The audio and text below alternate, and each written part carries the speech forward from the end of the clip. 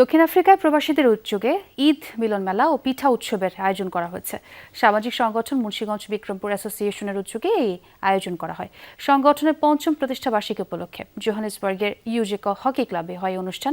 দক্ষিণ আফ্রিকা থেকে সহকর্মী নুরুল আলমের প্রতিবেদনে থাকছে বিস্তারিত। ভোরে আবহাওয়া উপেক্ষা করে এভাবেই সকাল থেকে পরিবার পরিজন নিয়ে ইউজে হকি ক্লাবে জড়ো হতে থাকেন প্রবাসী বাংলাদেশিরা।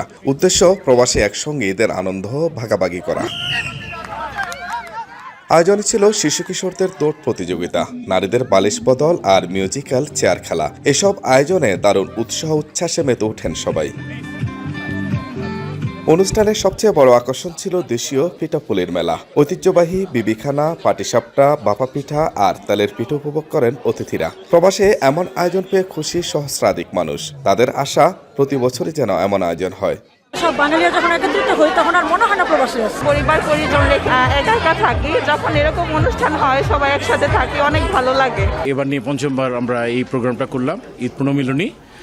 আশা করি আলহামদুলিল্লাহ সবাইকে নিয়ে আনন্দ উৎসবটা যেভাবে করতে চেয়েছিলাম সেটা আমরা সফল হয়েছি। প্রায় 30 পদের উপর আমাদের পিঠার আয়োজন ছিল। আমরা খুব সফলভাবে অনুষ্ঠানটা সম্পন্ন করেছি। ধন্যবাদ সকলকে আমাদের অনুষ্ঠানে এসে অনুষ্ঠানকে সাফল্যমণ্ডিত করার জন্য। পাশাপাশি ছিল সংক্ষিপ্ত আলোচনা সভাও। এতে সভাপতিত্ব করেন সংগঠনের সভাপতি সাইম রহমান। মুজিবুল হক লিটনের সঞ্চালনায় প্রধান অতিথি হিসেবে বক্তব্য দেন রাষ্ট্রদূত শাহ আমের শফি। এছাড়াও উপস্থিত ছিলেন মুক্তিযোদ্ধা মেরাজ মিয়া, কমিউনিটি নেতা মুমিনুল হক, বিএনপি নেতা জহিরুল আলম তরুণ সহ অনেকে। আয়োজকরা জানান সামনে আরও বড় পরিসরে এই আয়োজন চালিয়ে যাওয়ার পরিকল্পনা রয়েছে। নুরুল আলম, যমুনা নিউজ, জোহানেসবার্গ, দক্ষিণ আফ্রিকা।